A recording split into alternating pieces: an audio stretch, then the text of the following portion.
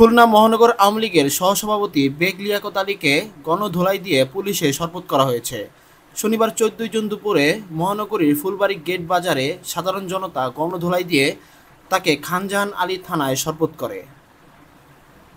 Police ও স্থানীয়রা জানান, ৫ই আগস্টের পর বেগ লিয়াকত আলী গা ঢাকা দেন। তার বিরুদ্ধে বেশ কয়েকটি মামলা রয়েছে, যার মধ্যে গণহত্যা, মানবতাবিরোধী অপরাধে আন্তর্জাতিক অপরাধ ট্রাইব্যুনালে একটি মামলা রয়েছে।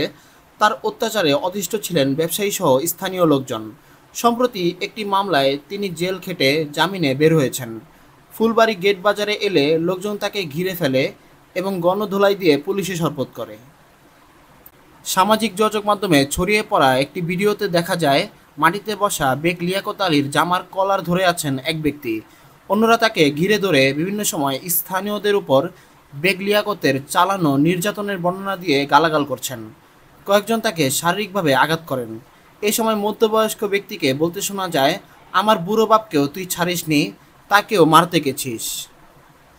খানজাহান আলী থানার পুলিশের ভারপ্রাপ্ত কর্মকর্তা ওসি মোহাম্মদ কবির হোসেন বলেন, বেগ লিয়াকত আলীর বিরুদ্ধে একাধিক মামলা রয়েছে।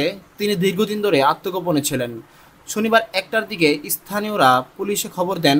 তাকে উদ্ধার করে খুলনা মেডিকেল কলেজ হাসপাতালের প্রিজন সেলে ভর্তি করা হয়েছে। চিকিৎসা শেষে তাকে গ্রেপ্তার দেখানো হবে।